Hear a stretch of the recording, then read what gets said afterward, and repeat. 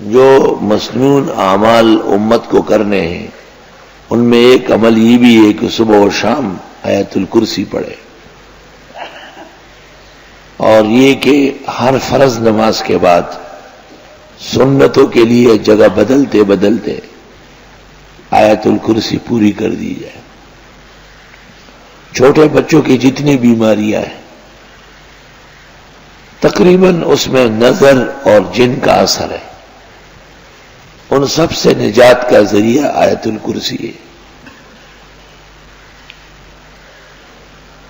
بعض صورتوں میں بستر پر پڑھ کے دم کرنا ہے، بعض صورتوں میں چھری پر دم کر کے تکیے کے نیچے رکھنا ہے، بعض صورتوں میں پورے کمرے کا احسار کھینچنا ہے۔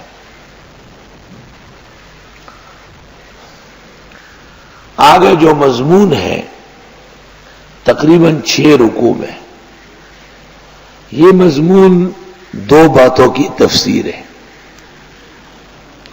ایک انفاق کی اور دوسری آیت الکرسی کی۔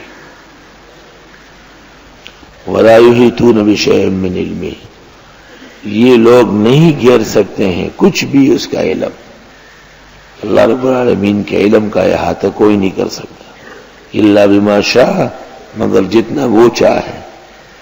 سبحانک لا علم لنا الا ما علمتنا انک انت العلیم الحکیم۔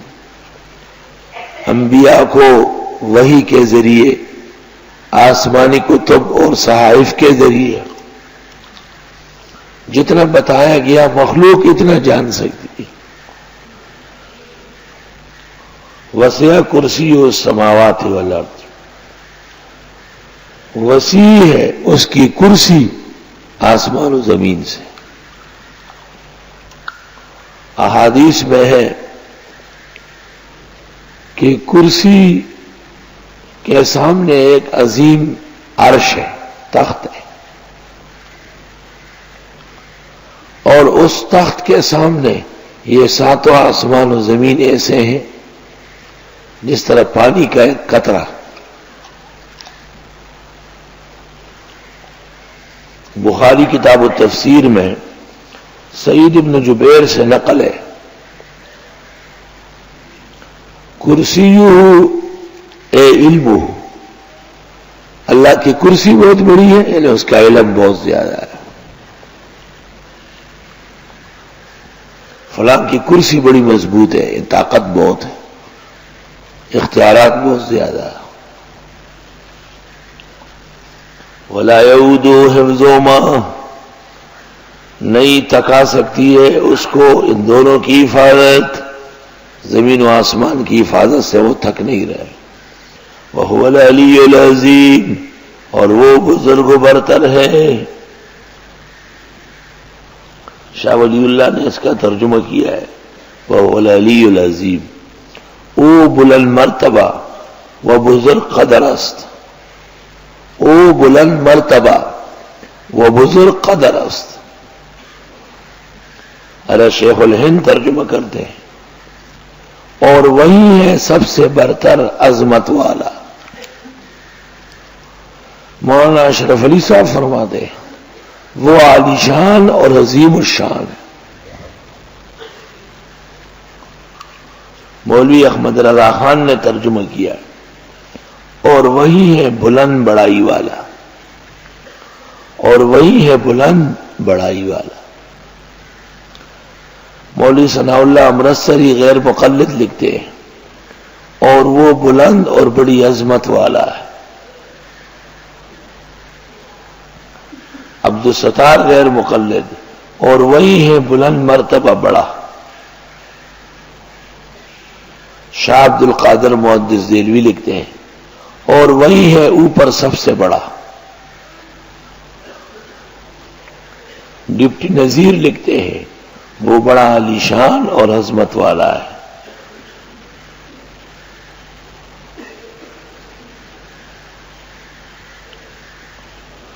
مولانا ادریس کاندیلوی لکھتے ہیں، اور وہی ہے اوپر سب سے بڑا۔ شاہ عبد القادر کا ترجمہ کیا۔ فرمان علی رافیزی لکھتے ہیں، اور وہی بڑا عالیشان بزرگ مرتبہ ہے، وَهُوَ الْعَلِيُّ الْعَظِيمُ۔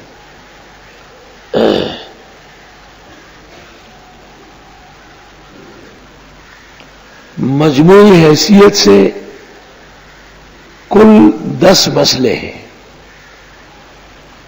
ایک مسئلہ اللہ تعالی کے دوستوں کی پہچان کا ہے، جو اللہ کے دین پر خرچ کرتے ہیں اور اللہ کی عظمت کے قائل ہیں۔ انفقوا وهو العلی العظیم، اس بزرگ و برتر کے نام پہ خرچ کرتے ہیں۔ تو دوسرا خدا کا دشمن ہوگا جو اللہ کا قائل نہیں ہے اور اس کے دین کا مقابلہ کرتا ہے، ان کی بھی نشاندہی کی گئی ہے۔ اللہ تعالی پر ایمان رکھنے والے کو اللہ جو دنیا و آخرت میں عزت دیتا ہے اس کا بیان ہے، خدا کے منکر اور دشمن کو جو سزائیں ملتی ہے اس کا بھی جو بیان ہے۔ 4 مسئلے ہو گئے۔ 5واں مسئلہ انفاق کے فضائل اور اس کی ضرورت ہے۔ 6واں مسئلہ خرچ کرنے کے آداب۔ 7واں مسئلہ حرام و حلال کی پہچان۔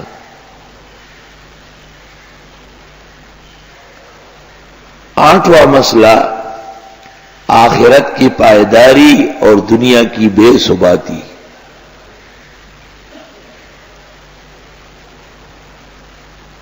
9واں مسئلہ دنیا کے نظام میں لین دین میں بھی احتیاط کی ضرورت ہے۔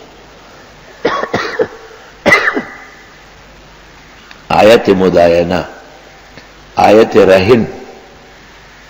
10واں مسئلہ سب کچھ اللہ کا ہے، انسان عارضی چند دن کے لیے بیٹھا ہے۔ جیسے سلطنتیں آنکھوں میں ختم ہو جاتی ہے، اس طرح آسمان و زمین کا نظام اللہ بہت جلد ختم کرنے والا ہے۔ یہ 10 کے 10 مسئلے حقیقت میں یا ایھا الذین آمنوا انفقوا اور اللہ لا الہ الا هو الحی القیوم اور وهو العلی العظیم کی تفسیر ہے۔ یہ بات یاد رکھے کہ جب یا ایھا الناس اعبدوا آیا تو دیر تک اس کا مضمون چلا ہے۔ الہکم الہ واحد شروع ہوا تو اس کا مضمون چلتا گیا بہت طویل۔ جب اللہ لا الہ الا هو الحی القیوم آیا تو اس کا مضمون اخیر تک چلا، اور جب جہاد آیا تو آپ نے دیکھا کہ درمیان درمیان میں جہاد کی مختلف چوٹیں لگاتے گئے۔